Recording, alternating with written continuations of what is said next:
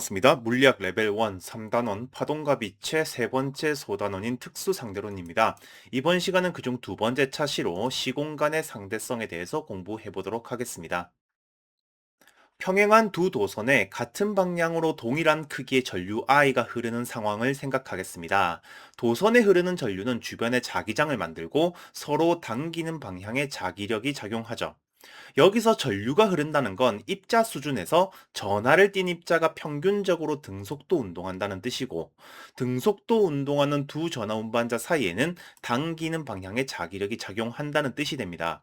그런데 이건 도선에 대해 정지한 좌표계의 관점이고, 전하 운반자들의 평균 속도와 동일한 속도로 움직이는 프라임 관성기 입장에서 생각해보면 두 도선에 흐르는 R자 전류가 거의 0으로 관측되기 때문에 전류가 만드는 자기장 역시 거의 0이 됩니다. 즉, 두 관성계에서 자기력이 서로 달라 보이는 거죠. 이건 갈릴레이 상대성 원리에 문제가 있거나 전자기 이론이 바뀌어야 하는 겁니다.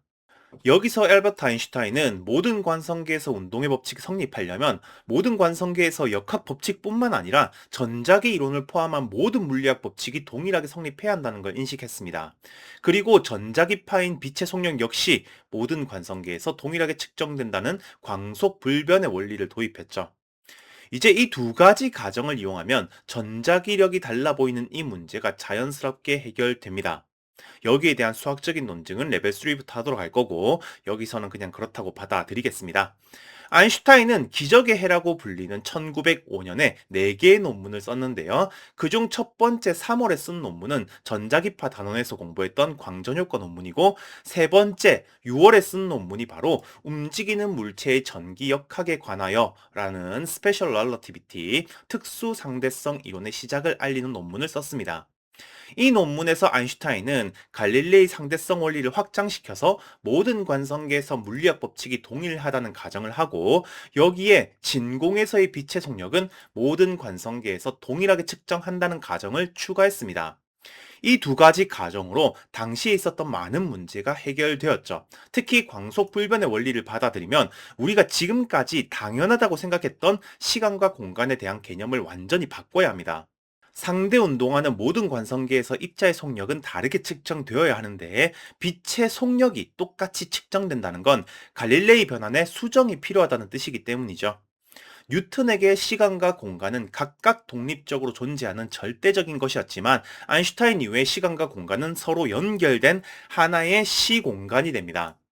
시간과 공간이 관찰자에 따라서 달라질 수 있다는 이 결론은 논문 발표 당시에 기존의 뉴턴 세계관과 크게 충돌했기 때문에 많은 논쟁이 생겼죠. 물론 지금은 전부 해결되었고, 지금까지도 이 이론이 틀린 경우는 발견된 적이 없습니다. 아직 가설이 아니냐는 질문이 있어서 첨언하겠습니다. 이 이론이 틀렸다고 주장하는 사람들은 있어요. 연력학 법칙 때도 비슷한 얘기는 했지만 그런 사람들은 어디나 있죠. 연구기관 발명가나 창조과학자, 지구평평론자, 자연과학을 이렇게 감성적으로 비판하는 사람들은 항상 있어요. 다 비슷한 수준들이고요. 그런데 자연과학 이론 하나를 비판하려면 그 이론 밑에 깔려있는 엄청나게 많은 근거들을 동시에 비판해야 될 거고, 또 다른 이론들과의 정합성도 있기 때문에 이 이론과 연계된 모든 이론이 동시에 잘못됐다는 걸 증명해야 합니다. 그러려면 이런 정합성을 모두 동시에 엎을 만큼의 엄청난 근거가 필요하겠죠.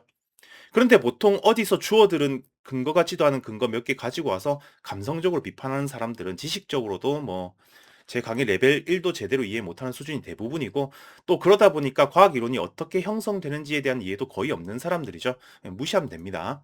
아무튼 상대성 이론도 충분히 검증된 정식 물리학입니다. 오히려 뉴턴의 운동 법칙이 상대성 이론에 의해서 수정되어야 할 대상인 거죠. 그래서 이제부터 특수 상대론의 두 번째 가정에 의한 시공간에 대한 새로운 관점을 조금만 살펴보겠습니다. 먼저 우주선의 중심에 광원이 하나 있고, 이 광원에서 양쪽 벽으로 빛을 쏘는 상황을 생각하겠습니다. 이 과정을 우주선이 정지해 있다고 관측하는 O' 좌표계에서 봤을 때 광속은 C로 고정되어 있고, 우주선의 중심에서 벽까지는 같은 거리이기 때문에 양쪽 벽에 동시에 도달하게 됩니다. 이걸 위치 시간 그래프로 그려보겠습니다. 여기서 시간은 세로축에 그렸고, 광속에 의한 기울기가 1로 나타나게끔 시간의 광속을 곱해서 CT'로 표현했습니다. 그러면 두 빛은 x축 원점에서 각각 1-1의 기울기로 운동하게 되고 동시에 양쪽 벽에 도달한다는 사실을 확인할 수 있습니다. 이제 O 좌표계 하나 도입하고 이 좌표계에서 봤을 때 우주선의 속도 성분을 V라고 해보겠습니다. 그러면 우주선이 플러스 X 방향으로 운동하는 동안 빛이 진행하게 될 건데요. 갈릴레이 좌표 변환을 그대로 적용하면 광속 역시 플러스 방향으로 V만큼 달라 보여야 할 겁니다. 그러면 뉴턴 역학에서처럼 두 관성계가 동일한 시간을 공유하기 때문에 O'에서 동시에 일어난 두 사건은 O에서도 동시에 일어났다고 생각하게 되죠. 그래프에서는 O 좌표계가 프라임 좌표계에 대해서 마이너스 V의 속도 성분을 가지기 때문에 원점이 마이너스 C분의 V의 기울기를 가지도록 운동하게 됩니다. 그래서 O 좌표계에서 보는 광속이 달라 보인다는 뜻이 되죠.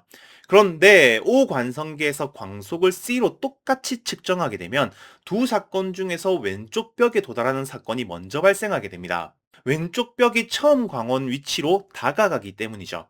이걸 그래프에서 보면 O 좌표계에서 본 광속이 기울기 1-1로 똑같이 관측되려면 위치 X축 역시 CT축이 기울어진 각도랑 똑같은 크기로 기울어져야 하죠. 그래야 광속의 기울기가 똑같이 1-1로 보일 거니까요. 이제 양쪽 벽에 도달하는 사건은 O' 좌표계에서 봤을 때는 동시에 일어났지만 O 좌표계에서 봤을 때는 서로 다른 시각에 일어난 사건이라는 걸 알 수 있죠. 즉 상대 운동을 하고 있는 두 관성계에서는 공간적으로 떨어진 두 사건의 동시성이 달라진다는 뜻입니다.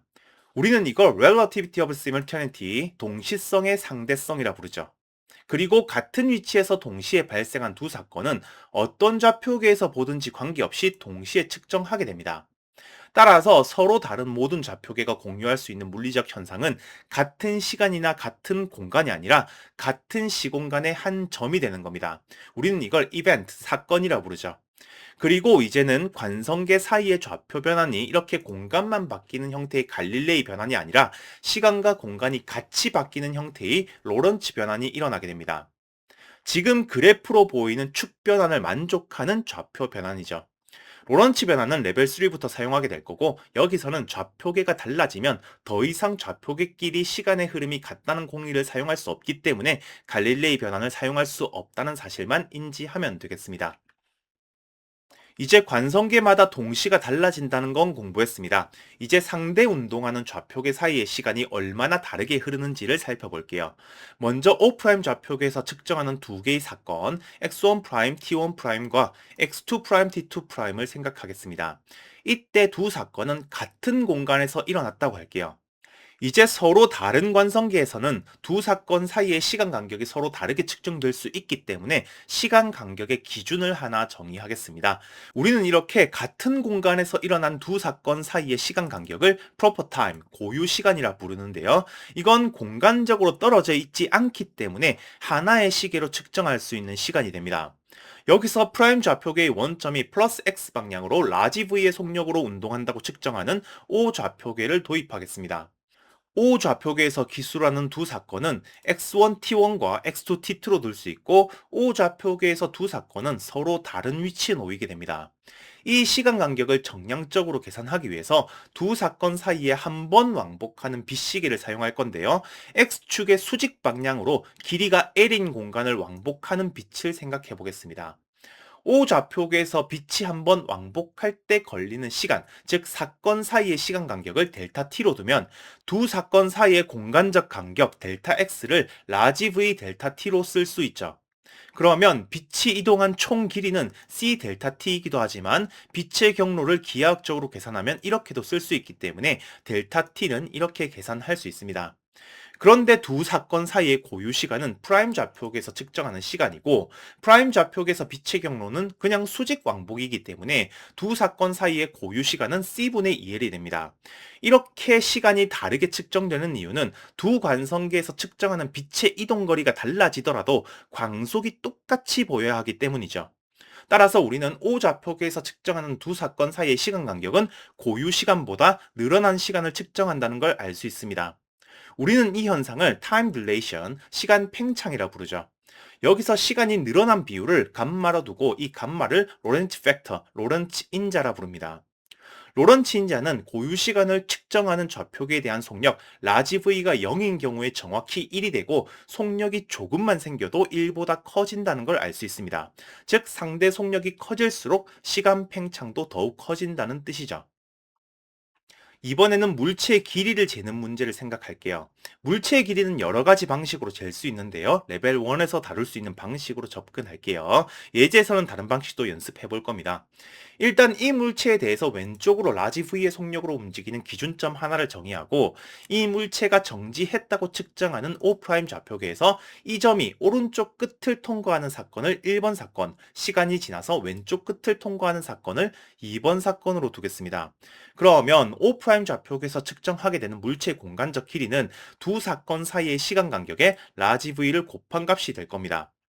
이제 이 물체가 X축 방향으로 V의 속력으로 운동한다고 측정하는 O 관성계를 정의하겠습니다. O 좌표계에서 측정하는 첫 번째 사건 지점과 두 번째 사건 지점은 정지에 있습니다. 즉 O 좌표계는 두 사건 사이의 시간 간격을 고유 시간으로 측정하는 좌표계죠. 따라서 O' 좌표계에서 측정한 두 사건 사이의 시간 간격은 로런츠 인자 비율로 길어집니다. 그리고 O 좌표계에서 느끼게 되는 물체의 길이는 라지 V의 델타 T가 되는데요. 이 길이는 O' 좌표계에서 측정한 길이보다 로런츠 인자 비율로 줄어들게 되죠. 즉 물체의 길이 역시 관성계에 따라 다르게 측정할 수 있다는 뜻입니다. 그러면 길이의 기준도 정해야 할 건데요. 물체의 고유 길이는 물체가 정지했다고 보는 프라임 좌표계에서 측정한 길이로 정합니다. 그러면 물체가 상대적으로 움직인다고 느끼는 좌표계에서 측정하는 길이는 상대적으로 짧아지게 되는 거죠. 우리는 이걸 length contraction, 길이 수축이라 부릅니다. 우리는 파원에서 진동수가 F인 파동을 발생시켰을 때 매질에 대한 파원과 관찰자의 상대 운동에 따라서 관찰자가 느끼는 진동수가 달라지는 도플러 효과에 대해서 공부했었습니다. 빛 역시 파동이기 때문에 도플러 효과가 생길 건데요. 빛이 역학적 탄성파랑 다른 점은 첫 번째로 매질 없이 진행하는 전자기파라는 거고 두 번째로는 모든 관성계에서 똑같은 속력 C로 측정해야 한다는 겁니다. 그래서 빛에 대한 도플러 효과는 매질에 대한 운동이라는 개념이 없고 관찰자의 운동과 관계없이 파면은 항상 관찰자에게 C의 속력으로 다가오게 되죠. 그러면 빛에서 나타나는 도플러 효과는 관찰자에 대한 파원의 상대적인 운동만 중요하게 됩니다. 특수 상대론에서 표현했던 대로 파원과 관찰자의 상대 속도 성분을 라지 V로 쓸게요. 그러면 파원의 움직임에 따라서 파장이 변하는 정도는 이렇게 계산할 수 있는데요. 여기서 한 가지 더 고려해야 할 점은 파원의 진동수 F는 파원에서 발생시키는 빛의 진동 주기의 역수고 파원은 관찰자와 상대 운동하고 있기 때문에 파원이 측정하는 주기의 고유 시간보다 더 길게 느낀다는 겁니다. 이 결과에 로런츠 인자를 대입해서 간단히 하면 이런 결과를 얻을 수 있죠. 여기서 베타는 광속에 대한 속력비인데요. 특수 상대론에서는 순수 속력보다는 이렇게 광속에 대한 속력비라는 무차원 물리량을 더 많이 사용합니다. 이걸 사용하면 로런츠 인자를 포함해서 상대론에서 사용되는 모든 수식이 훨씬 깔끔해지죠. 아무튼 이 결과도 파원이 관찰자로 다가오면 진동수가 증가하고 멀어지면 진동수가 감소하기 때문에 고전적인 도플러 효과의 예측이랑 거의 비슷한데요. 차이점은 매질에 대한 속력이 분모 분자에 명확히 나눠져 있지 않고 상대적인 운동 효과인 베타 하나가 분모 분자의 제곱근비로 모두 나타난다는 겁니다. 특수 상대론이 나왔을 때 많은 논란이 있었는데요. 이때 제기되었던 문제 중 하나인 트윈 패러독스, 쌍둥이 역설에 대한 내용을 소개만 하겠습니다. 먼저 지구에는 쌍둥이 동생이 머물러 있고 쌍둥이 형은 우주선을 타고 외계 행성을 향해서 V의 속력으로 운동하고 있습니다. 동생의 입장에서는 형이 우주선을 타고 V의 속도로 상대 운동했으니까 특수 상대론에 따라서 형의 시계가 느리게 가게 됩니다. 즉 동생의 입장에서는 형이 자신보다 젊게 측정하게 되죠. 반대로 형의 입장에서는 우주선이 정지해 있기 때문에 동생이 지구를 타고 V의 속도로 상대 운동하는 상황이죠. 물론 지구와 외계 행성 사이 거리는 형 입장에서 더 짧게 측정하고요. 형 입장에서는 특수 상대론에 따라서 동생의 시계가 느리게 가게 됩니다. 즉 형의 입장에서는 동생이 자기보다 젊게 측정되는 거죠. 그러면 쌍둥이가 만났을 때 누가 젊을 거냐는 질문이 바로 쌍둥이 역설의 핵심입니다. 각 좌표계에서 서로 상대의 시간이 느리게 간다고 측정하는 건 특수 상대론에 따라서 정확한 결과가 맞습니다. 그런데 서로 등속도로 상대 운동한다면 만날 수 없다는 게 문제죠. 이 상황에서 쌍둥이가 만나려면 반드시 가속의 과정이 필요합니다. 가속 운동까지 포함한 상대성 이론은 레벨 2에서부터 조금씩 다루게 될 겁니다. 결과적으로 쌍둥이가 만나기 위해서 형이 가속 운동을 하기 때문에 형의 시간이 더 느리게 가고, 쌍둥이가 만나게 되면 우주 여행을 한 형이 젊은 게 맞습니다. 쌍둥이 역설에 대한 정확한 계산은 레벨 3에서 해볼 겁니다. 첫 번째 예제는 특수 상대론으로 해결했던 유명한 문제인 뮤온의 수명 문제입니다. 먼저 뮤온은 대기권 상층에서 파이온이나 케이온의 붕괴에 의해서 생성됩니다. 지금 이 붕괴가 뭔지 몰라도 상관없습니다. 파이온이 붕괴하면 아주 일부는 전자가 만들어지기도 하지만 대부분 뮤온이 주로 만들어집니다. 이때 생성된 뮤온의 속력은 거의 광속에 가깝고, 이 중에서 지표면에 거의 수직한 방향의 속도를 가진 뮤온은 지상에서 발견되기도 하죠. 그런데 뮤온의 수명은 2.2 마이크로초 정도밖에 안 되고, 이후에는 전자와 중성미제로 붕괴되어 버리기 때문에 대기권을 통과하는 길이는 고작 657m 정도입니다. 뮤온이 생성되는 대기 상층부는 최소 수 킬로미터 이상이기 때문에 지상에서는 뮤온을 관찰할 수 없는 게 당연하지만, 뮤온의 수명이라는 건 뮤온이 정지했다고 관찰하는 뮤온 좌표계에서 잰 고유 시간이고, 지표면에 고정된 관성계에서 잰 뮤온의 수명은 뮤온에 대해 0.998c의 빠르기로 상대 운동하면서 잰 시간이기 때문에 뮤온의 고유 수명에 비해서 로런츠 인자 감마만큼 대략 15.8배만큼 길게 측정됩니다. 그러니까 지표면 좌표계에서 보는 뮤온 좌표계의 시간이 약 16배 느리게 가는 거죠. 따라서 지상에서 관측된 뮤온의 수명은 약 34.7 마이크로초 정도가 되면서 훨씬 더 먼 거리를 이동할 수 있고, 이로써 지상에서도 뮤온을 관측할 수 있게 되는 겁니다. 뮤온의 수명이 시간 팽창에 의해서 길어지는 거죠. 이 상황을 뮤온 입장에서 보면 대기권과 지표면이 0.998c의 속력으로 뮤온을 향해서 날아오는 상황이죠. 그리고 뮤온의 입장에서 대기권의 높이는 지표에 대해 정지한 좌표에서 잰 길이보다 감마배만큼 축소된 약 633m 거리가 됩니다. 따라서 자신의 수명인 2.2 마이크로초 동안 지표면이 657m 올라오기 때문에 자신이 붕괴되기 전에 지표면에 도달할 수 있게 되는 거죠. 이번에는 우리 일상생활에서는 왜 시간 팽창이나 길이 축소를 못 느끼는지 느낌을 알아보기 위해서 100m 달리기를 생각하겠습니다. 학생이 출발선에 있고 체육 선생님이 도달선에서 기록을 재는 상황입니다. 특수 상대로는 등속 운동만 다루기 때문에 학생이 가속하는 과정은 생각하지 않고 그냥 10m/s로 모든 구간에서 등속도 운동하는 상황만 생각하겠습니다.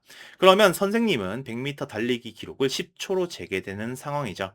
여기서 첫 번째 질문입니다. 이 100m를 고유 길이로 재는 사람은 누구일까요? 바로 출발선과 정지선이 선생님에 대해서 정지해 있기 때문에 선생님 관성계에서의 고유 길이가 됩니다. 이 말은 학생이 측정하는 출발선과 정지선 사이의 거리는 100m보다는 조금 작다는 건데요. 얼마나 작은지 계산하기 위해서는 학생의 속력 10m/s에 해당하는 로런츠 인자를 찾아야 합니다. 광속에 대한 상대 속력에 비 베타가 너무 작기 때문에 로런츠 인자가 1에서 거의 벗어나지 않죠. 유효 숫자로 표현하면 그냥 1이라서 참값으로 기술했습니다. 그러니까 학생이 재는 길이는 이 로런츠 인자 비율로 100m 간격이 축소되어 보인다는 겁니다. 거의 뭐 원자 핵 크기만큼 축소되죠. 이 길이는 느끼기는커녕 최신 장비로 측정해도 힘든 수치죠. 그리고 학생의 입장에서는 약간 축소된 길이의 출발선과 정지선이 10m/s로 자신을 통과하는 거기 때문에 걸린 시간도 10초보다 약간 작죠. 이제 두 번째 질문입니다. 이 두 개의 시간 간격 중에서 학생이 출발하고 도착하는 사건의 시간 간격을 고유 시간으로 측정하는 사람은 누구일까요? 바로 출발이라는 사건과 도착이라는 사건이 같은 공간에서 일어났다고 측정하는 학생의 좌표계가 되겠죠. 따라서 선생님이 측정한 시간은 이 고유 시간에서 상대적으로 팽창된 시간을 측정하게 된 거죠. 물론 이건 인간의 반응 속도보다 훨씬 짧은 시간이라서 의미는 없습니다. 인간이 만든 장치 중에서 열차나 KTX SRT 최고 속력이 시속 300km 조금 넘으니까 초속 80m 정도 됩니다. 그런데 이 정도 돼봤자 베타가 10의 마이너스 7승 정도고 로런츠 인자는 1에서 10의 마이너스 14승 정도가 추가되고 좀 더 빠른 제트기는 최고 속력이 마하 3.3 정도니까 초속 1km 정도 되죠. 그런데 그래봤자 베타가 10의 마이너스 6승 정도고 로런츠 인자는 1에서 10의 마이너스 11승 정도가 추가되죠. 인간이 만든 탈 것 중에서 가장 빠른 건 로켓인데요. 보통 초속 8km 정도로 에베레스트를 1초 만에 등반하는 속력이죠. 그래도 베타가 10의 마이너스 5승 정도고 로런치 인자는 1에서 10의 마이너스 10승 정도 추가됩니다. 인간이 만든 것 중에서 가장 빠른 곳에 있어도 1년에 1ms 차이가 나기가 힘듭니다.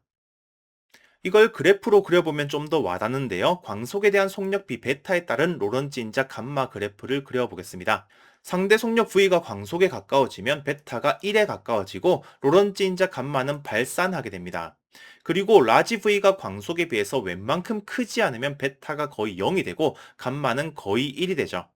라지 V가 광속의 10%가 되면 감마가 1.005 정도 되는데요. 이건 상대 속력이 광속의 10%에 도달해야 시간 팽창이나 길이 축소의 비율이 0.5% 정도 발생한다는 거죠. 그리고 라지 V가 광속의 60%가 되면 감마가 1.25, 라지 V가 광속의 80%가 되면 감마가 1.67 정도 됩니다. 그러니까 광속에 거의 도달해야 상대론적 효과를 느낄 수 있다는 겁니다. 첫 번째 예제에서 봤던 뮤온의 경우도 광속의 99.8%였기 때문에 16배 정도 되는 시간 팽창이 일어난 거죠. 그러니까 인간이 만든 가장 빠른 물건도 광속의 0.01%도 안 되기 때문에 일상생활에서 상대론적 효과를 느끼는 건 거의 불가능한 거죠. 이번에는 길이 수축을 다른 방식으로 계산해 보겠습니다. 일단 관성계 O에 대해서 정지해 있는 고유 길이가 라지 L인 우주선을 생각하겠습니다. 그리고 우주선 왼쪽 끝 지점에서 출발한 빛이 X축 방향으로 왕복해서 제자리에 도착하는 상황을 생각할게요.